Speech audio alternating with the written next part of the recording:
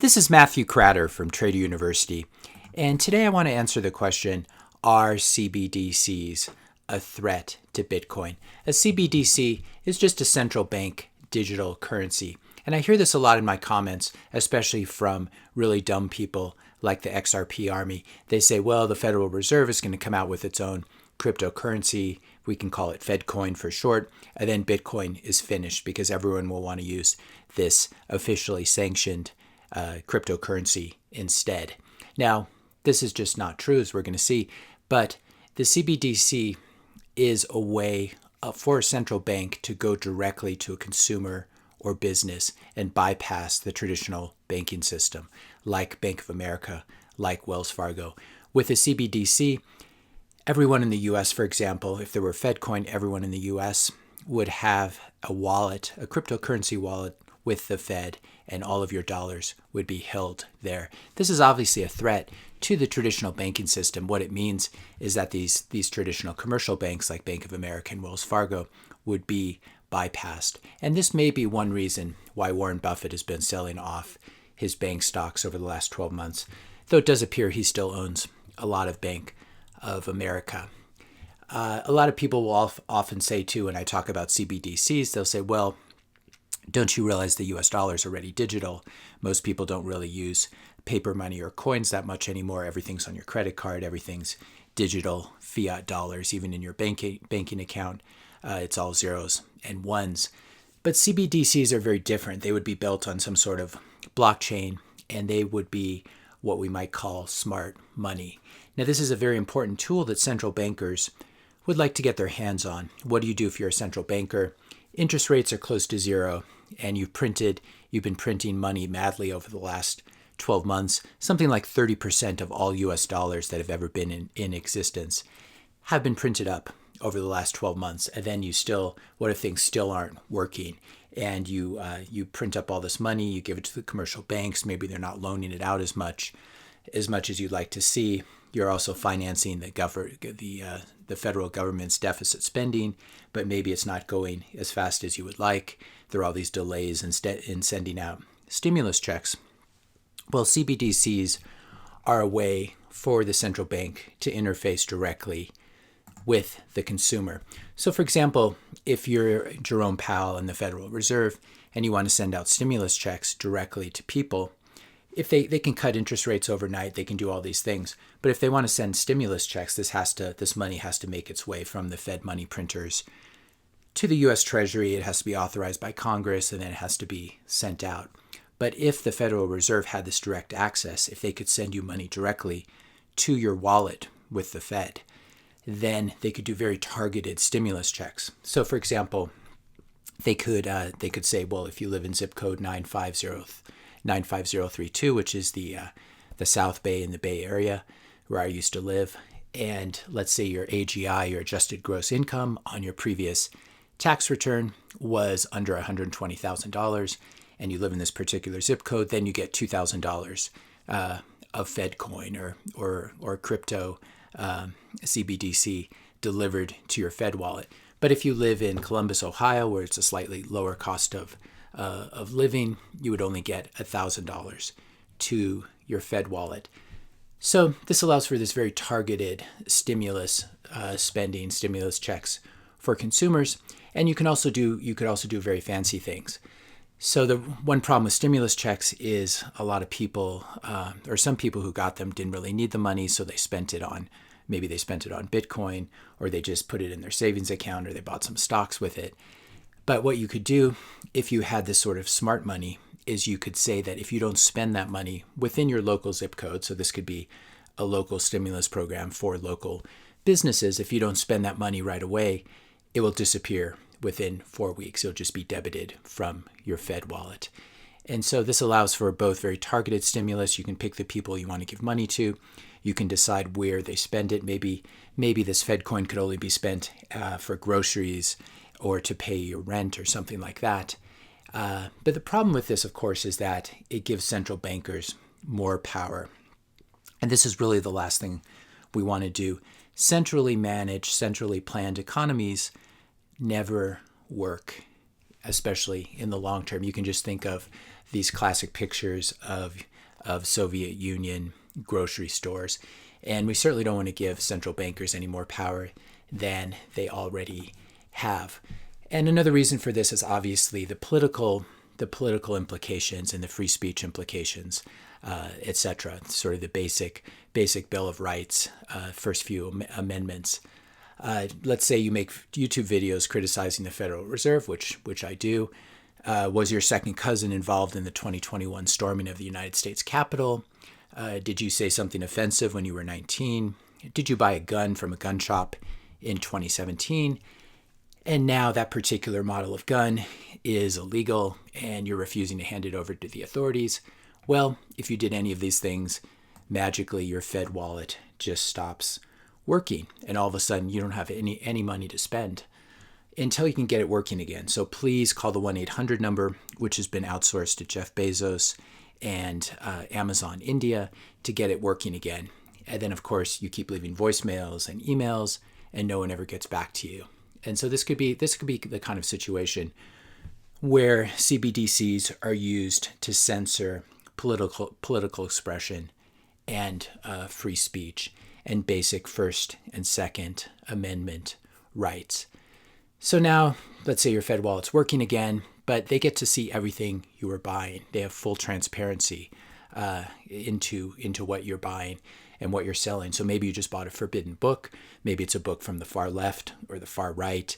Maybe you sent some money back to your family, your grandparents in Iran, but Iran is now an enemy of the U.S.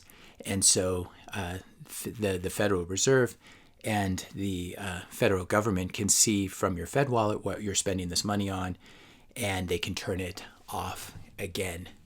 The other problem with this is that the Fed wallet could be used and FedCoin could be used directly to tax people.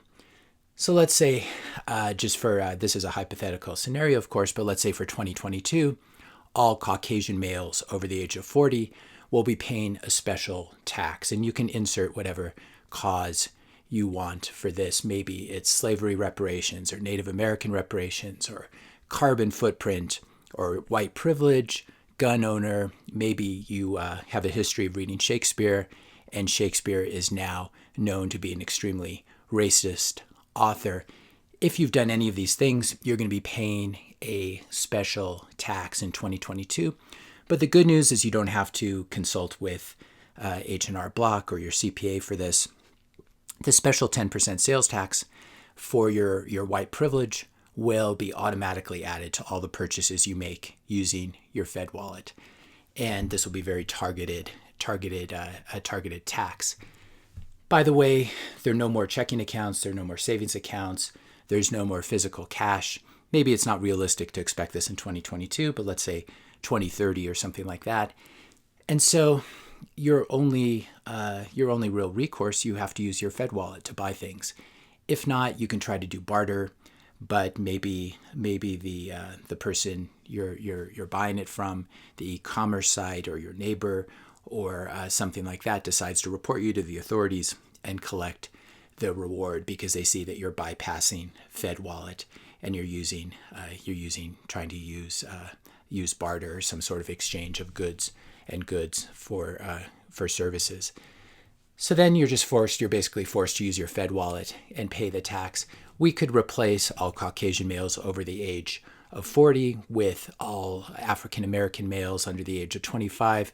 You can pick whatever racial, ethnic, socioeconomic group that you want. And so the problem with this is, depending who's in charge, it really allows central authorities to have a lot of power over them. So after hearing all of this, do you still think that CBDCs will destroy Bitcoin? In this environment where everything is a CBDC and all the US dollars that you have go through this Fed wallet, it might be nice to own some digital currency, and especially a digital currency that's not centralized, like Ethereum, that's not run on Amazon servers or Infura servers, or a centralized currency like XRP, which is just printed up by a private corporation. It might be nice to own some digital currency that cannot be turned off, that's permissionless, and that's unable to be censored. U.S. government can shut down Ethereum anytime they want. They just send an email to Bezos at Amazon and the CEO at Infura, and they can just turn off the currency whenever they want. Bitcoin cannot be turned off. It's completely decentralized. So the important thing to realize is that CBDCs they're just another form of garbage fiat money, and they will be pushed on us in the name of greater efficiency. But if you know anything about the government, especially the U.S. government, nothing it ever does increases efficiency. Just go to the U.S. Post Office, just go to the airport and stand in the TSA line. Nothing the government does that it gets involved with becomes more efficient. CBDCs are infinitely printable. They're just like any other kind of fiat money. They have an infinite supply.